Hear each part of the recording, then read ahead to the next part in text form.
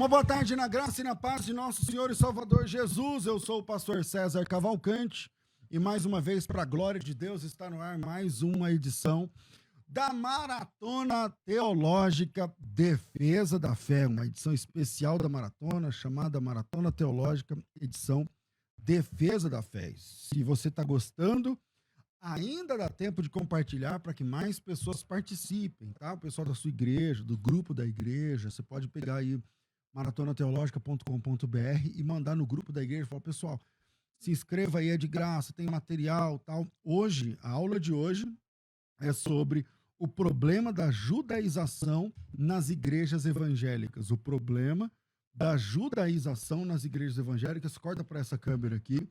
Esse material didático que eu estou mostrando para vocês aqui, tá mostrando aí, Paulo? Esse material didático que eu estou mostrando para vocês é um material didático gratuitamente, está sendo distribuído hoje, tá? Esse material, ele tem, acho que é um dos mais densos de todos, parece que tem mais de 100 páginas, 180, alguma coisa assim. E esse material está disponível para vocês aí, tá? Até hoje, na verdade, até amanhã à tarde, até amanhã, umas 2 da tarde, o material fica completamente disponível para vocês. Bom, o tema hoje é daqueles que eu acho que eu vou ficar devendo. Ontem, é sempre um tempo, 1 hora é pouco demais, né? Mas quero começar o programa de hoje e começar a aula de hoje mandando aqui um abraço caloroso, carinhoso aos irmãos e irmãs, obrigado, aos irmãos e irmãs que estão na página da Maratona. São mais de 700 comentários, alguns deles, vou ler os últimos, tá? O Leda Vilela, paz do Senhor, pastor, glória a Deus, vou assistir ao vivo. O João Enerir, graça e paz. A Fátima, vou assistir pela primeira vez, mas participei pela rádio todos os dias. O Michel Amaral, o ensino foi impactante. O Luciano Godoy, a paz do Senhor a todos, tudo há 4 minutos atrás, 9 minutos. Reginaldo, paz do Senhor, pastor César, Maratona tem sido edificante para a minha vida, estou divulgando para todos os amigos, Deus abençoe poderosamente. Então deixa eu falar logo no começo dessa aula. A aula hoje é pegada, né? A gente tem muito conteúdo aqui para pouco tempo, como sempre, mas vocês que estão acompanhando da Maratona têm perguntado sobre o curso do Defesa da Fé, né? Que é esse curso aqui, corta aqui de novo para essa câmera, que é esse curso aqui, o curso prático de Defesa da Fé. Ele tem a finalidade de capacitar alunos de forma bíblica, doutrinária e teológica. É um curso elaborado cuidadosamente para auxiliar você de forma prática a pensar, responder, com base bíblica e racional, aos frequentes questionamentos feitos contra a fé cristã e as nossas doutrinas fundamentais. Nesse curso você tem um riquíssimo embasamento doutrinário, além de centenas de argumentos eficazes capazes de combater heresias, filosofias anticristãs tão comuns na nossa geração. Além dos conhecidos temas da heresiologia, né, Testemunho de Jeová, Mórmon, Adventismo e tal, que eu tenho tratado aqui, esse curso vai muito além, abordando temas polêmicos e atuais como guerras, divórcio, homossexualismo, OVNIs, evolução das espécies, métodos de datação isotópica para a questão da paleontologia, dinossauros, enfim. Esse não é apenas um curso indicado para pastores e teólogos ou apologistas, mas também quem sente a necessidade de defender a fé. Esse curso não está à venda, tá? Eu estou fazendo a propaganda, mas não está à venda. Mas esse curso, eu acho que amanhã eu consigo, ainda não consegui tempo aqui, mas nós vamos abrir algumas vagas com desconto para esse curso, tá bom? Mas não hoje, fica ligado aí, se você quiser, vai lá na página da Maratona ou no YouTube, escreve que você também quer fazer parte dessa oportunidade e tal. E aí amanhã a gente vai disponibilizar para vocês, não sei se amanhã ainda, mas a gente vai disponibilizar estamos trabalhando nisso, tá bom? Vamos lá. O tema hoje é a judaização da igreja evangélica brasileira. A judaização da igreja evangélica brasileira. E quando eu falo judaização, do que eu estou falando diretamente, né? Deixa eu pegar aqui o meu carregador, senão vai acabar a bateria do meu celular e aí eu fico sem ter o conteúdo aqui para vocês. Espera aí.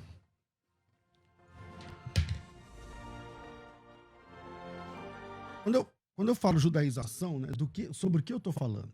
Então, vamos lá. Primeiro, eu não tenho nada contra os judeus ou contra o judaísmo, tá? Eu amo os judeus. Eu tenho amizade com judeus. Eu tenho amigos judeus de verdade, judeus de verdade. E eu sou muito amigo da comunidade judaica, né? Eu fui, por exemplo, vou dar um exemplo. Eu, eu não quero que você me entenda mal quando eu vou mostrar essa imagem, tá? Mas eu preparei uma foto de um. A Ione falou que é um certificado. Põe aí na tela. É essa foto que você está vendo aí. Já está na tela? Essa foto que você está vendo aí. Deixa eu explicar o que, que é. Eu vou ler aqui. Tá aqui meu nome, o nome da igreja. Tá aqui Israel Florescerá e tal. Isso aqui é uma homenagem que eu ganhei da maior ONG de Israel. Existe lá em Israel uma ONG chamada. É, é em hebraico. Então, Karen Kayemet Le Israel, que em português seria mais ou menos como o Fundo Nacional Judaico. Tá aí, ó.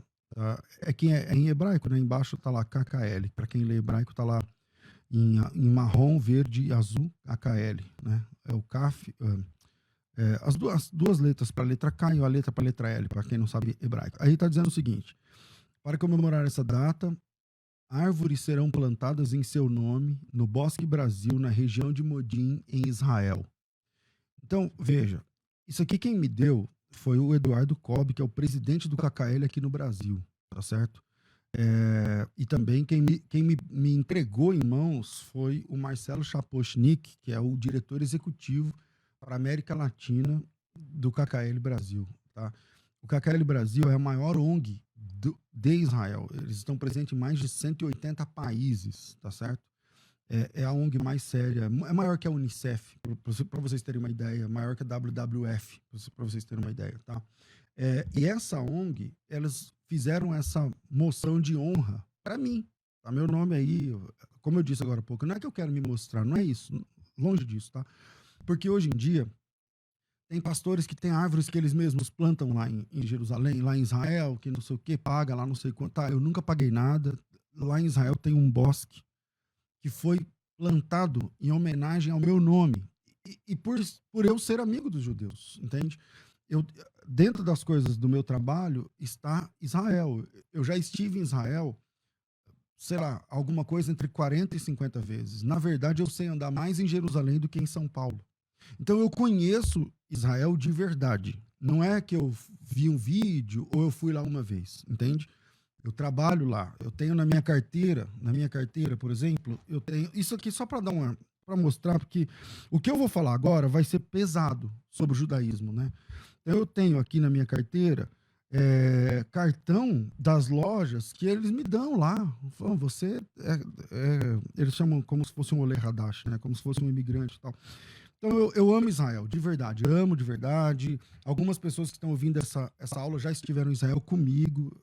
Enfim, então nada contra os judeus ou o judaísmo. Se tiver algum judeu ouvindo, tem aí a minha simpatia. Agora, a questão minha, que eu vou tratar aqui, é a judaização da igreja.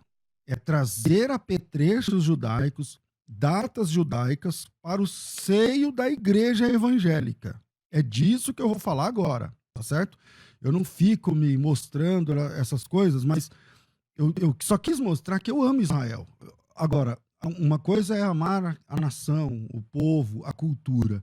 E outra coisa é falar sobre a Bíblia, sobre a fé, o que a Bíblia diz a respeito. Então, em primeiro lugar, eu não tenho e você não deve ter nada contra os judeus. Eles são uma religião e nós somos outra religião, tá certo?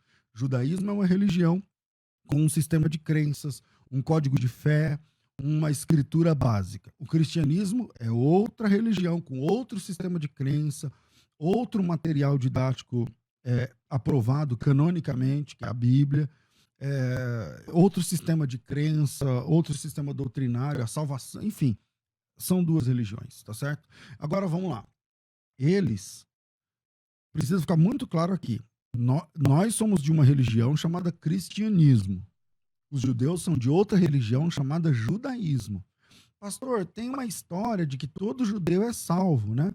Como, pô, é verdade essa questão? Como é que fica? Então eu vou te convidar a abrir a Bíblia na primeira parte que nós vamos ler hoje, é Romanos capítulo 10. Vamos ver o que o apóstolo Paulo, que era judeu, e aí se faz necessário que eu me que eu faça aqui uma diferenciação de palavras que o leitor ou o autor, o leitor ou o ouvinte, ou o telespectador leigo não vai fazer essa distinção, mas não tem problema também quanto a isso. Eu estou aqui para isso. Então vamos lá. Uma coisa é ser judeu, outra coisa é ser israelita, outra coisa é ser israelense. Então vamos lá. O que é ser israelita? Ser israelita é ser um descendente de Abraão, nascendo em qualquer lugar, morando em qualquer lugar. Você é um israelita, você é um descendente de Abraão, pela terra aí. Pode ser em Israel, pode ser aqui no Brasil, pode ser na China, na China. Se você é descendente de Abraão, é um israelita, ok? Outra coisa é ser um israelense. O que é um israelense? É uma pessoa que mora em Israel e tem sua documentação básica de Israel. Seu passaporte é israelense, né? A sua cidadania é de alguma cidade, pode ser de Jerusalém, pode ser de Haifa, pode ser de qualquer lugar, mas a sua cidadania é israelense, o seu documento é israelense, a sua língua não precisa ser o hebraico, né? Porque muitos fizeram a imigração, imigraram tal, e são israelenses. Então, uma coisa é ser israelita, é ser descendente de Abraão, estando em qualquer lugar. Outra coisa é ser israelense. Ser israelense é quem mora lá e tem sua documentação lá. E em terceiro lugar, outra coisa é ser judeu. Judeu não tem nada a ver com ser de Abraão. Judeu é uma religião. O judaísmo é uma religião. Então, pastor, mas peraí, eu estou ouvindo o senhor aqui na Paraíba. Se eu quiser ser judeu, como que eu faço? Eu posso? Pode. Primeiro você tem que negar a Cristo. Se você era cristão, você abandona a sua fé em Cristo e abraça a sua fé nos códigos judaicos. Como que você faz isso? Através de uma sabatina, por assim dizer. Depois você assina um documento, que você, a partir de então, você está na religião judaica, e aí você vai passar pelo ritual da circuncisão. Você vai cortar a pele do prepúcio do pênis, se você for homem. Não importa a sua idade, se você já tem 60 anos, quer virar judeu, é esse o caminho que eu estou te falando. E aí você se circuncida e tal, pronto, aí você negou a fé cristã e agora você é judeu. Então, ser judeu tem a ver com religião. Israelita, israelense, eu já expliquei, não vou ser repetitivo aqui. Então, ser judeu, estamos falando de religião. Agora vamos lá. Vamos ao apóstolo Paulo, que era cidadão romano, porém israelita. Tá ficando claro agora, não tá? Ele era israelita porque ele é da tribo lá, ele até fala, não lembro a tribo, parece-me que de Benjamim, não lembro. Ele é da tribo X, ele é descendente de Abraão, então ele é israelita. Ele era cidadão romano porque a cidade onde ele nasceu estava debaixo do domínio romano, estava abaixo do domínio romano. Porém, era judeu. Então, ele é um cara que é cidadão romano, israelita e judeu. Aí ele conheceu a Cristo. Ele não deixou de ser cidadão romano porque conheceu a Cristo. Ele não deixou de ser israelita porque conheceu a Cristo. Mas ele deixou o judaísmo. Ele abandonou o judaísmo, abraçando o cristianismo. Por isso que judeu e cristão não se combinam, no sentido de que dá para ser os dois. A gente vai ver no final, no meio aqui da aula, existe judeu messiânico? Pode isso, Arnaldo? Existe. Vamos descobrir hoje. Mas eu já estou dando as dicas aqui para você. Então, Paulo era cidadão romano, porém israelita. Começa assim, ele é israelita, porém cidadão romano. E judeu. Abandonou o judaísmo e abraçou o cristianismo. Agora ele é crente em Cristo. E esse Paulo, ele escreve em Romanos capítulo 10, versículo 1. Para quem está anotando aí, primeiro texto de hoje, Romanos 10, 1. Irmãos, o bom desejo do meu coração e a minha oração a Deus a favor dos judeus é para que eles sejam salvos. Opa, parece que Paulo, pelo que Paulo diz aqui em Romanos 10, ele não acredita na salvação das pessoas que estão na religião judaica. Porque ele diz o seguinte, irmãos, a boa vontade, o bom desejo do meu coração e a minha oração a Deus em favor de Israel é para que eles sejam salvos. Porque eles dão testemunho de que eles têm zelo de Deus, mas não com entendimento. Portanto, Porquanto, desconhecendo a justiça de Deus, procurando estabelecer a sua própria justiça, não se sujeitaram à justiça que vem de Deus, porque o final da lei é Cristo. E eles não percebem isso. Entende? Então, nada contra os judeus. Só que eles são de uma religião, o cristianismo é de outra religião. Segundo, Paulo disse que os judeus precisam ser salvos. Ele está dizendo a minha oração. E quando você lê o livro dos Atos, você percebe que não é só a oração de Paulo, é a oração de Paulo, é o trabalho de Paulo, né? As epístolas paulinas, tudo trabalham no sentido de buscar, né? Pregar o evangelho para judeus, porque eles precisam de salvação. Não tem essa história de que judeu é salvo porque é judeu, tá? Chega lá no céu, o cara mostra o passaporte, fala, sou judeu, sou, tá? Aí Deus fala, então, abra a porta do céu para ele, porque o passaporte dele é de Jerusalém. Não tem nada disso, não tem nada disso. Não existe salvação por nacionalidade, não existe salvação por passaporte, não tem isso daí. Paulo disse, irmãos, vamos orar, a minha oração e o desejo do meu coração é que eles sejam salvos, porque eles têm conhecimento, mas não têm, melhor, eles têm zelo, mas não têm entendimento. Aí na escatologia cristã, que eu já saindo aqui, mas já volto, na escatologia cristã é verdade que lá em Romanos, lá pelas tantas, vai falar que todo Israel será salvo, tá? Mas essa palavra se cumpre, que significa haverá salvação em todo Israel, e se cumpre lá em Apocalipse 14, né, com os 144 mil. Em Apocalipse 7, a Bíblia já diz que esses 144 mil selados, eles são oriundos de cada uma das 12 tribos de Israel, quer dizer, de Ruben 12 mil, de Asser 12 mil, de Naftali 12 mil, então 12 vezes 12 mil, então dá 144 mil. Agora, quando isso é Apocalipse 7, dizendo que haverá salvos em todas as tribos de Israel, ou seja, haverá salvação em todo Israel, de todo Israel haverá salvação, cumprindo o texto lá dizendo que todo Israel será salvo, no sentido de haverá salvação em todo Israel, tá certo? Agora veja, em Apocalipse capítulo 14, aí ele vai pormenorizar, ele vai explicar quem são esses 144 mil. Nós já sabemos lá em Apocalipse 7, que são 12 mil de cada uma das 12 tribos. Agora no 14, a Bíblia fala assim no versículo 3, eles entoavam um novo cântico diante do trono, diante dos 4 seres viventes, dos anciãos, que ninguém pôde aprender o cântico, senão 144 mil, que foram comprados da terra. Estes, e a palavra comprados aqui, né, é a palavra remidos, né, eles foram remidos, né, assim como nós fomos remidos, eles também foram. E aí, você já pensa assim, peraí, pastor, você quer dizer então que eles eram crentes, né?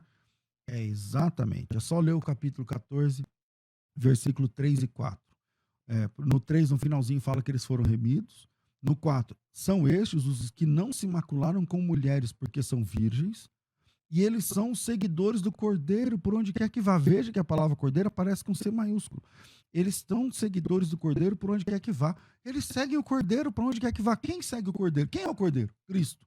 E quem segue Cristo? Os cristãos. Quem segue Cristo são seguidores de Jesus. Então, de alguma forma, eles são descendentes de Abraão, portanto, são israelitas. Eram judeus da religião judaica, mas se converteram a Jesus. Por isso eles estão lá no céu. Por isso eles figuram aí eles fazem parte aí das figuras enigmáticas aí do céu. Os 24 anciãos, e aqui os 144 mil, os 4 animais, tá, todo esse pessoal, e os 144 mil, mas o detalhe é que, eu tô falando Coríntios, que Apocalipse 14 diz que eles seguem o Cordeiro onde quer que vá. Em outras palavras, são cristãos sim, tá certo? Então, nada contra os judeus, nada contra o judaísmo. Romanos 10 fala que Paulo diz que eles precisam ser salvos. A escatologia cristã mostra judeus convertidos a Jesus nos tempos do fim. E na sequência eu vou falar agora, vamos colocar o dedo na ferida, a respeito de festas judaicas. Aumenta o volume, porque a maratona está só no começo. Então presta atenção. Alguns trechos, né, do que é muita coisa se a gente for soltar, entendeu? Então não dá para soltar tudo. Então, vamos começar aqui.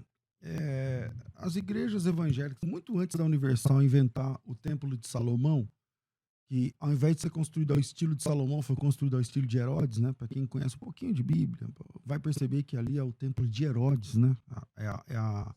Como se fosse uma releitura do Templo de Herodes, né? E não exatamente do de Salomão. Mas vamos lá. existe um capítulo na Bíblia, em Levítico, e o capítulo é o 23, onde o Senhor fala sobre as festas judaicas. Então, abra a tua Bíblia em Levítico, livro de Levítico, é o terceiro livro da Bíblia, Gênesis, Êxodo, Levítico, tá? Capítulo 23. Lá no capítulo 23, está dizendo o seguinte, disse o Senhor a Moisés, fala aos filhos de Israel, diz-lhes, as festas fixas do Senhor que proclamareis serão santas convocações. E aí ele vai falar sobre 1, 2, 3, 4, 5, 6 festas. E eu quero tentar falar sobre todos aqui. Ainda sobra tempo para falar sobre os apetrechos, né? Mezuzá, Kipá, Talite, circuncisão e tudo mais, se Deus quiser. Vamos lá. Primeiro, o sábado. Segundo, a Páscoa. Terceiro, as primícias. Quarto, Pentecostes. Quinto, o dia da expiação. Sexto, tabernáculos. Então, são 6 festas judaicas que Deus disse que eram as festas da religião judaica para serem celebradas, tá bom? Então, vamos lá. Primeiro, vamos falar aqui do sábado. A palavra hebraica é Shabat.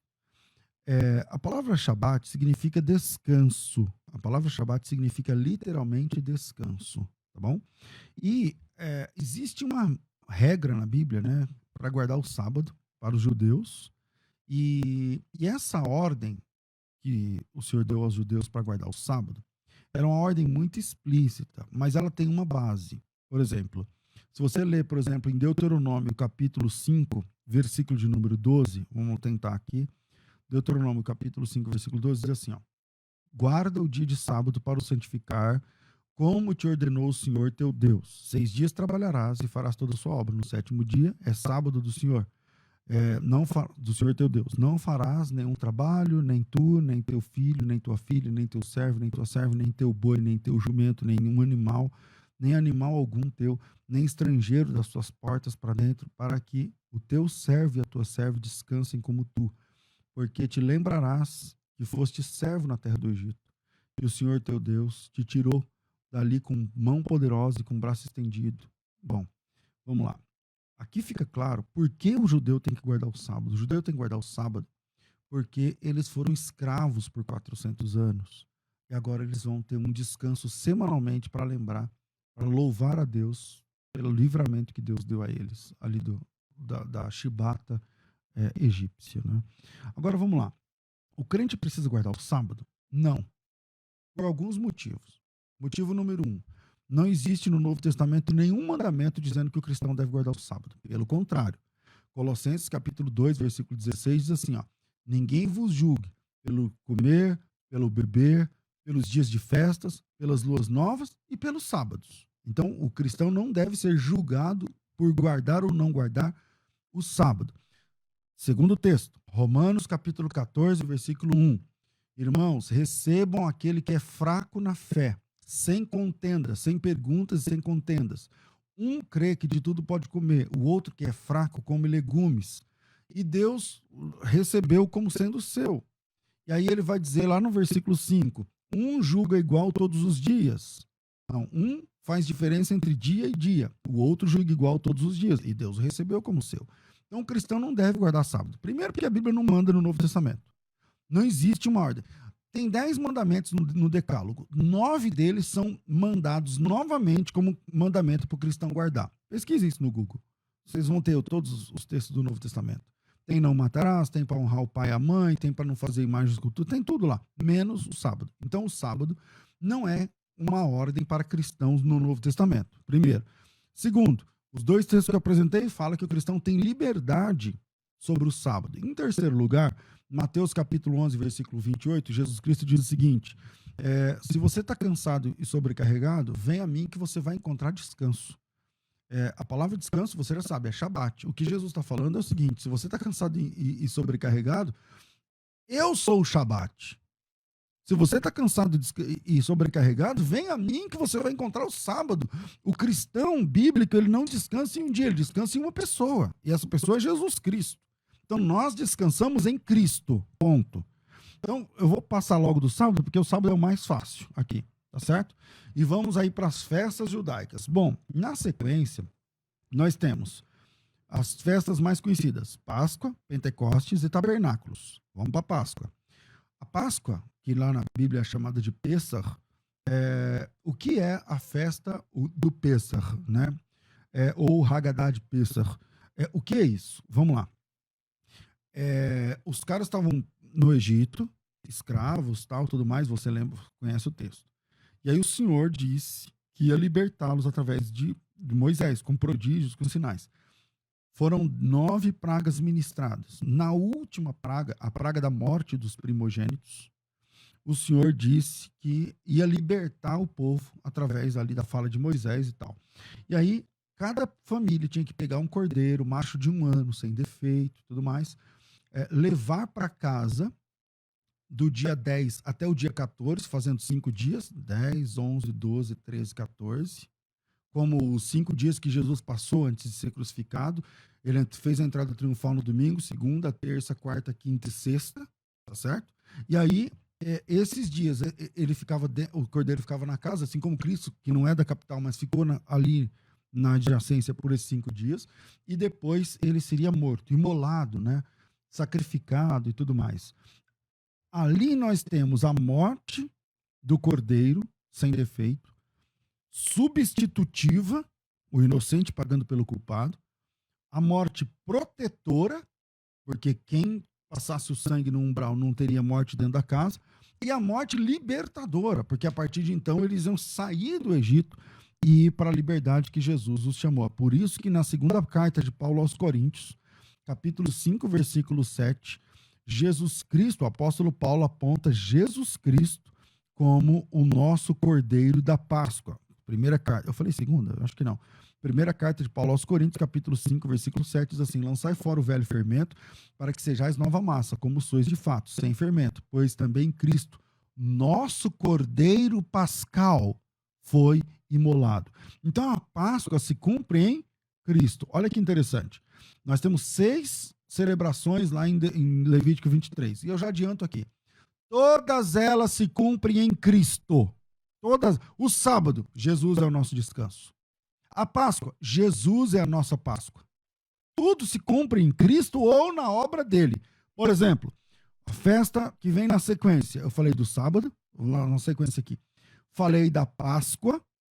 Agora vamos falar da festa de Pentecostes. A palavra hebraica aí é a palavra Shavuot, que é o plural feminino da palavra Shavuá. Shavuá significa semana. Shavuot significa semanas, já que da Páscoa até Pentecostes são 7 semanas, tá? 7 semanas. Então, 7 vezes 7 dias, dá 49 dias. No próximo dia é o tal da festa de Pentecostes. Daí vem o nome Pentecostes, 50 dias depois da Páscoa, mas esse nome já é grego, não temos tempo aqui. Vamos lá. O que rola na festa de Pentecostes? Bom, o que rolava na festa de Pentecostes da Bíblia, lá na primeira? A festa de Pentecostes, ela comemora a chegada da lei no Sinai. Então, o povo chega no Sinai, e aí, quando a lei é dada, quando Moisés desce com as tábuas e não sei o que lá, isso marca a chegada da lei. O povo agora é uma religião, agora tem regras, agora tem dogmas, agora tem pode e não pode, agora tem tabu, agora tem escritura a partir de então. Mesmo que a escritura fosse 2 pedras com 10 mandamentos, né? Mas tem agora escritura. Então, a festa de Pentecostes, no Antigo Testamento, marca a chegada da lei no Sinai. E no Novo Testamento, marca a chegada do Espírito Santo no cenáculo, que é outro monte, tá? Sobre outro monte, que é o Monte Sião. Então, chegada da lei no Monte Sinai é a festa de Pentecostes original. O cumprimento dela na nova aliança é a festa de Pentecostes, a chegada, a descida do Espírito Santo para capacitar os crentes no Monte Sião, lá no cenáculo. Tá certo? Estou preocupado com o relógio aqui, já foi mais da metade da aula já foi. Então, falei do sábado, falei de tabernáculos, falei de... Não, tabernáculos não, né? Falei da Páscoa, falei de Pentecostes e falei do sábado. Agora vamos lá. Festa de tabernáculos. A festa de tabernáculos, vamos lá no texto. Capítulo 23, né? Levíticos 23, versículo 33. Disse mais o Senhor Deus a Moisés: aos 15 dias desse mês, será mês 7º, será a festa dos tabernáculos ao Senhor. Era uma festa de 7 dias. Ao primeiro dia haverá santa convocação e tal, tudo mais. Bom, a festa de tabernáculos, pessoal, eu vou falar uma coisa para vocês aqui que não é do meu feitio, sabe? Mas eu vou ter que falar sem provar, porque sempre eu gosto de falar e dar a prova. É que para eu provar isso aqui agora, nesse momento, e nem é o nosso assunto, eu vou precisar de uns 20 minutos. Eu não tenho esses 20 minutos, mas eu posso. Tem surpresas aí no final, eu falo. Eu vou explicar isso aí ainda, tá bom? Mas essa festa de tabernáculos de 2020, por exemplo, ela acontece no dia 2 de outubro, tá? A partir do dia 2 de outubro. E essa festa, que é a festa de tabernáculos, literalmente, ela marca o nascimento de Cristo. Você fala, caramba, pastor, como assim? Então, eu preciso de um pouco mais de tempo para mostrar os outros textos, mas é, literalmente a festa de tabernáculos, ela comemora a chegada de Cristo. Lá em João capítulo 1, versículo 14, fala que o verbo se fez carne e, eu vou falar a palavra grega agora, skenu, entre nós. Aí os tradutores traduziram por o verbo se fez carne e habitou entre nós. Mas a palavra skenu, é só, quem tiver, coloca lá, o que significa o verbo se fez carne e habitou entre nós, o que significa habitou no grego, você vai ver.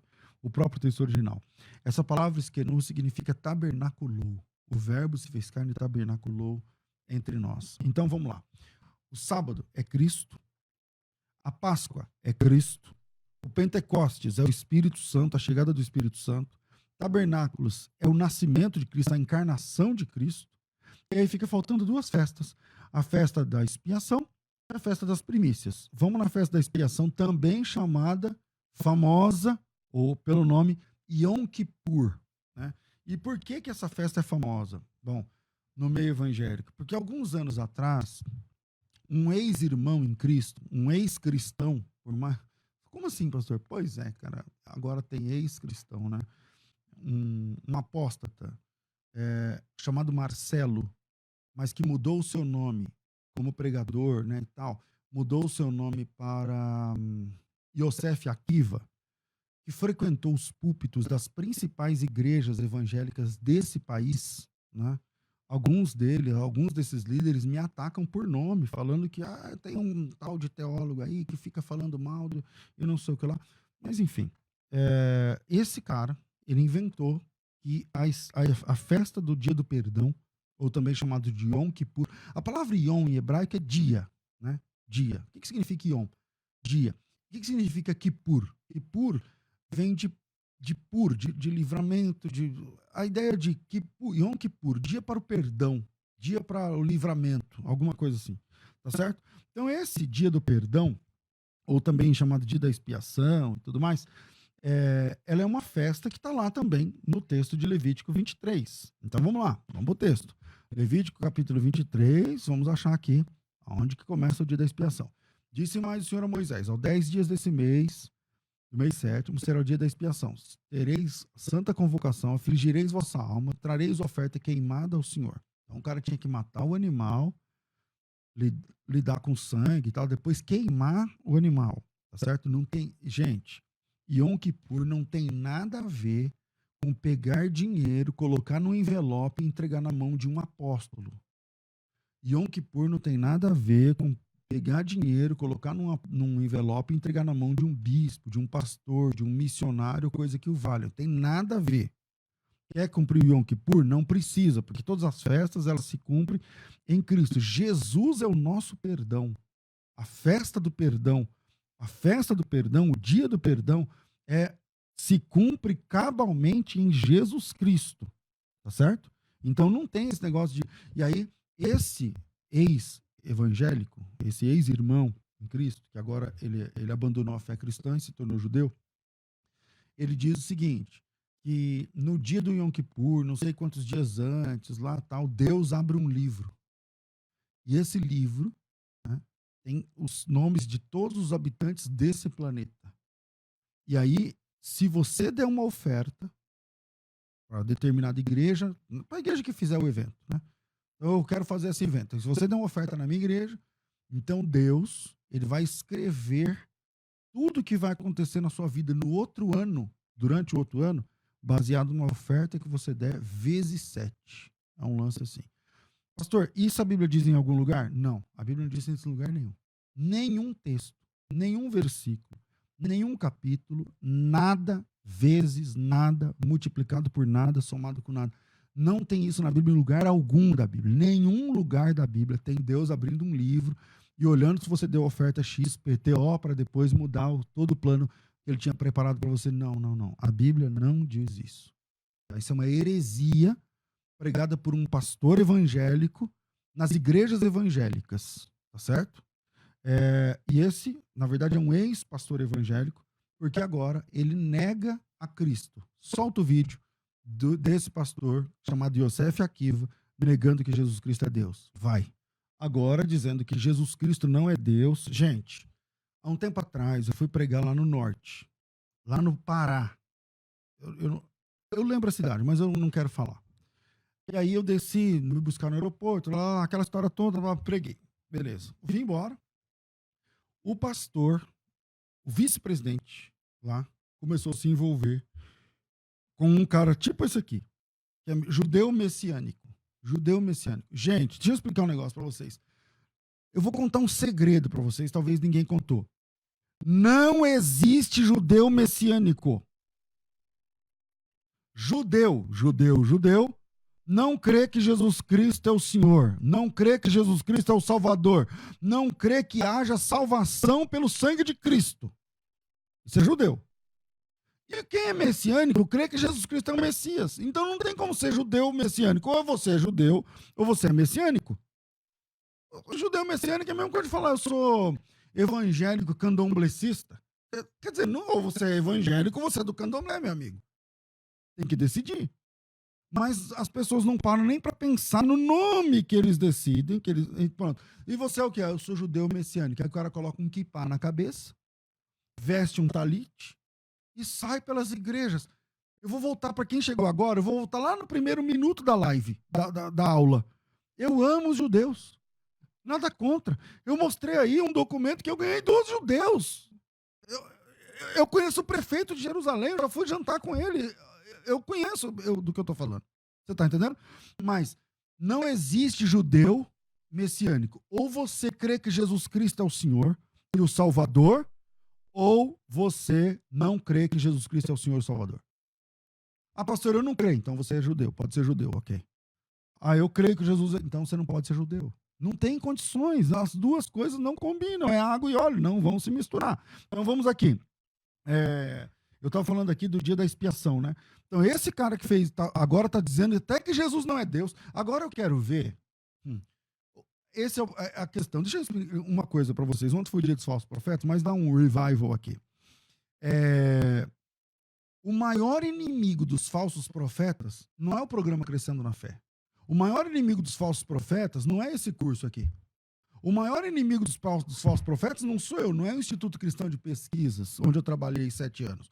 Não é o CACP, onde eu ajudo lá os irmãos. O maior inimigo dos falsos profetas é o tempo. É o tempo. Porque o tempo passa, a casa cai, e aí vamos ver. Um tempo atrás, apóstolo, missionário, metia o pau em mim nas redes, na TV, no rádio, na internet, falando o seguinte, tá aí querendo falar mal da obra, porque não sei o quê, porque eu falei que ontem que por esse negócio não existe. Agora vai lá, chama o Yosef Akiva agora, para ir na sua igreja. Chama esse mesmo cara para ir na sua igreja agora, para ele ir lá ensinar que Jesus Cristo não é Deus. Vamos ver onde vai enfiar a cara aonde agora. O maior inimigo do falso profeta é o tempo, meu irmão. É o tempo, porque o tempo passa, a máscara cai. Agora vamos lá.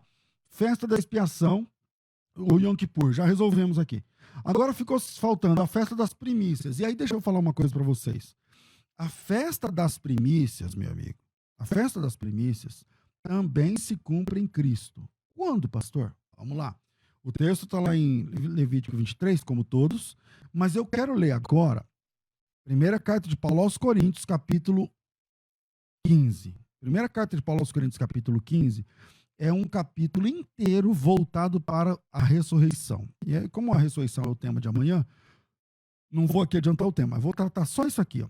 Ele diz o seguinte, 19, 1 Coríntios 15, 19. Se a nossa esperança está em Cristo, se a nossa esperança em Cristo se limita somente nessa vida, somos os mais infelizes de todos os homens.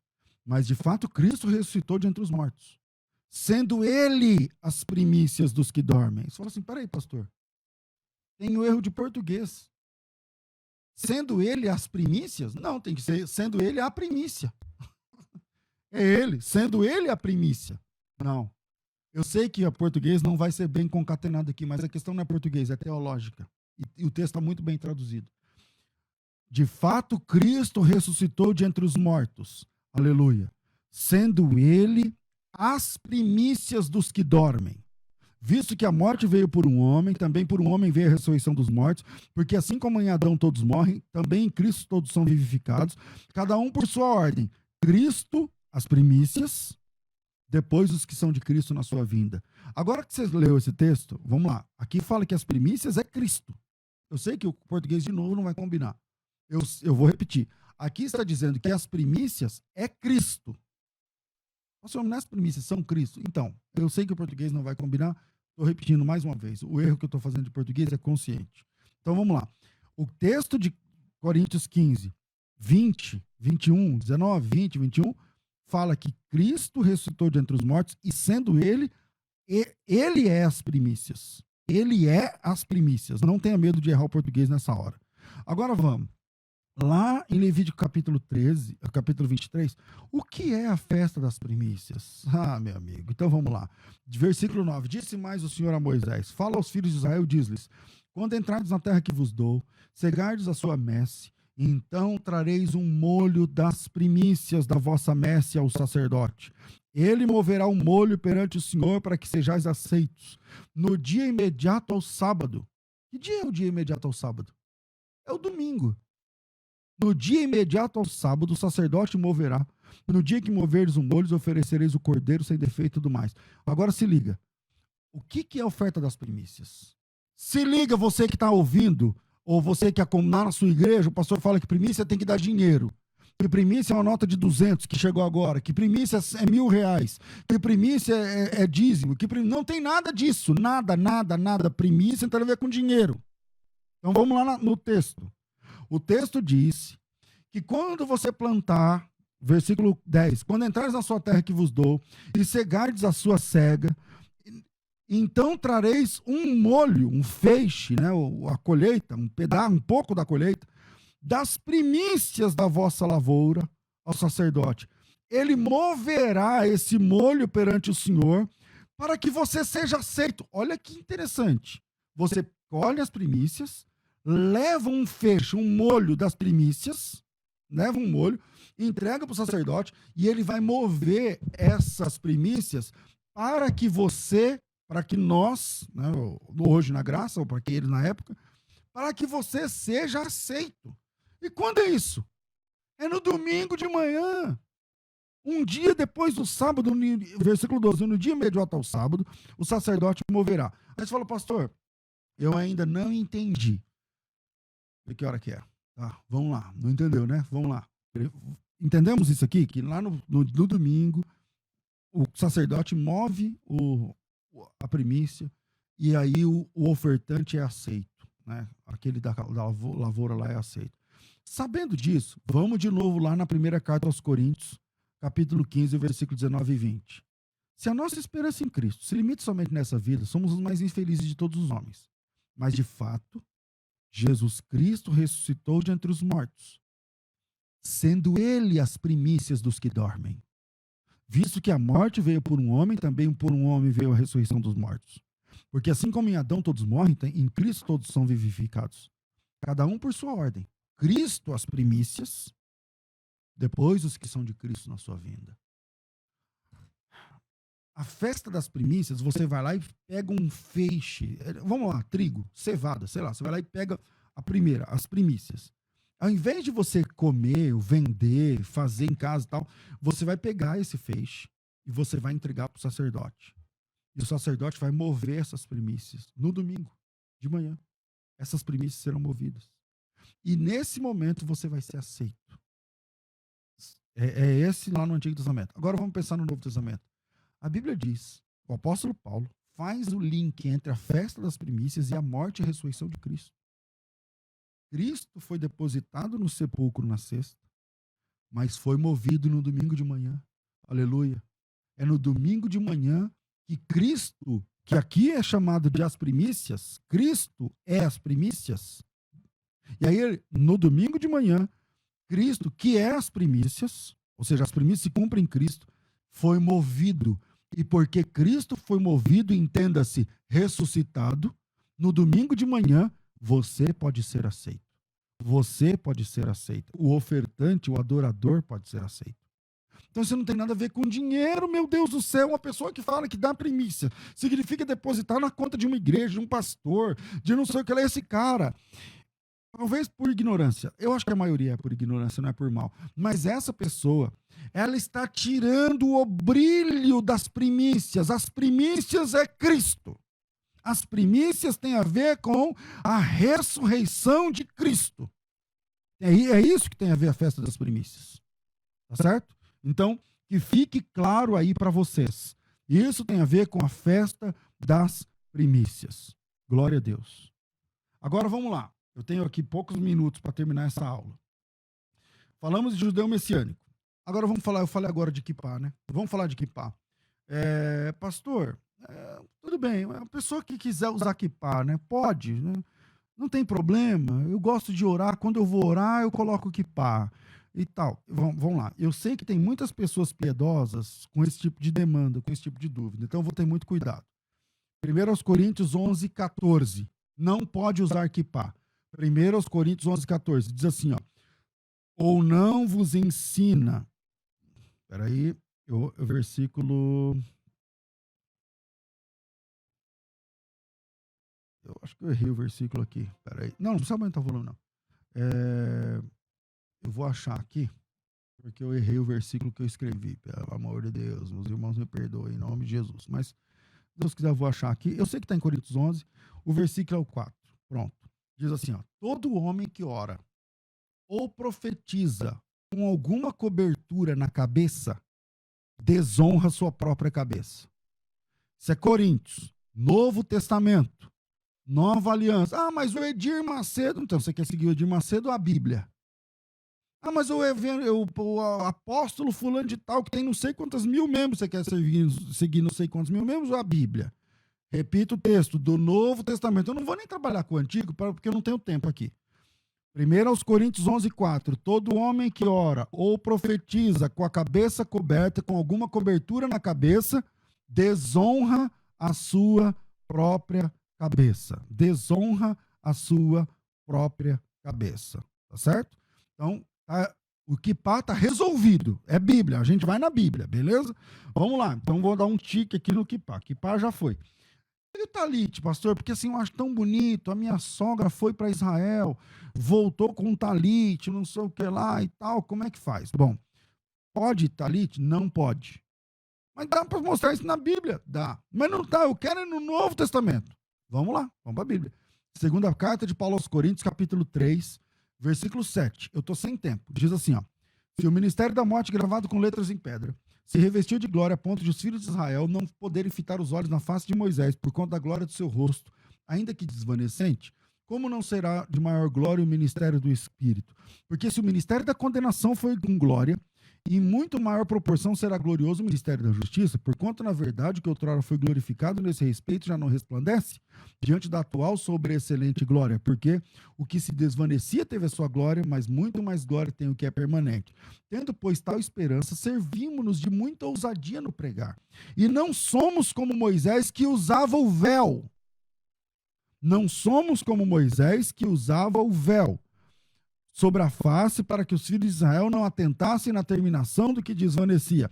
Mas os sentidos deles se embotaram, pois até hoje, isso é Paulo falando, até hoje, há 2000 anos atrás, pois até hoje, quando fazem a leitura da antiga aliança, o mesmo véu permanece, não lhe sendo revelado que em Cristo já foi removido. E até hoje, versículo 15, 2 aos Coríntios 3,15. E até hoje, quando é lido Moisés, o véu está posto sobre o coração deles. Porque o talit é um negócio que você põe, é um echarpe. Aí você põe na cabeça, cobre até perto da cintura. O véu fica sobre eles. Tem até botão aqui.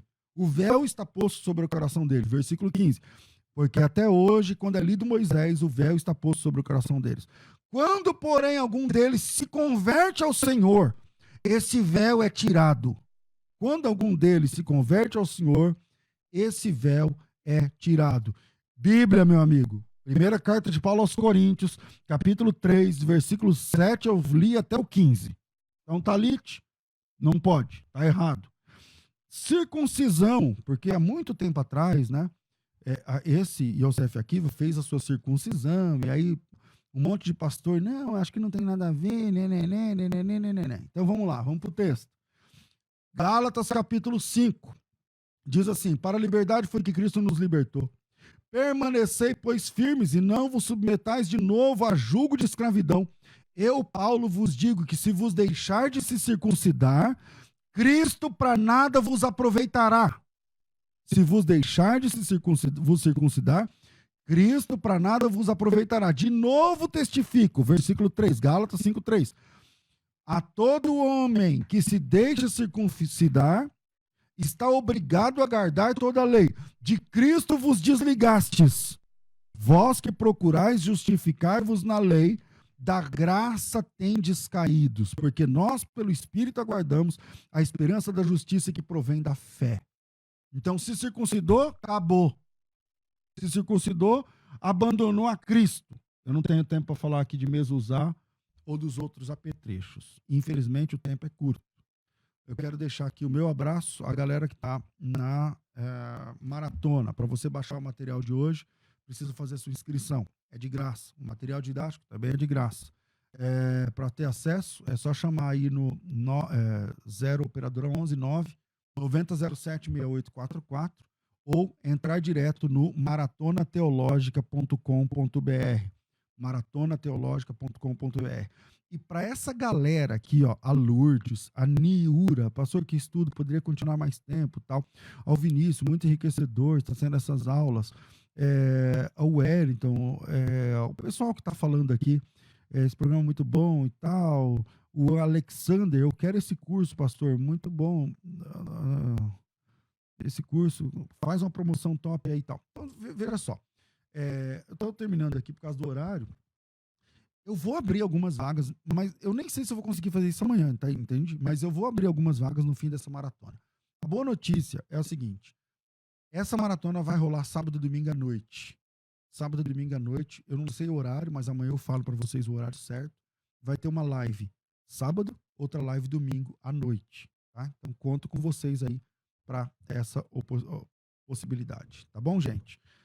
E na aula de amanhã eu dou maiores informações. A minha ideia é assim, ó, vou ser bem sincero para vocês, corta a câmera para cá. Esse curso, ele tem mais de 800 páginas. Esse curso tem mais de 800 páginas, 70 matérias. Eu tenho duas opções, porque eu tenho 5.000 alunos na maratona. Eu tenho duas opções, fazer um desconto pequenininho para uma galera grande ou fazer um desconto gigante para poucas vagas. Aí vocês tinham que escreve aí na maratona o que vocês preferem. Se vocês querem um desconto grande para pouca gente ou um desconto pequeno para muita gente. Coloca aí, desconto grande ou desconto pequeno no YouTube ou na maratona. Isso vai me nortear, vai me ajudar. Deus abençoe a todos vocês. Amanhã a gente volta com mais uma edição da Maratona Teológica, se for da vontade dele. Não perca tempo. Mande agora a mensagem "Eu quero" para o nosso WhatsApp 11 99007 6844 e garanta a sua vaga. Realização: Faculdade Teológica Bethesda e Musical FM. Esta é a Musical. Musical FM. Mais unidade cristã. Se tem uma rádio que todo mundo sabe que quando é sintonizada tem uma palavra para abençoar.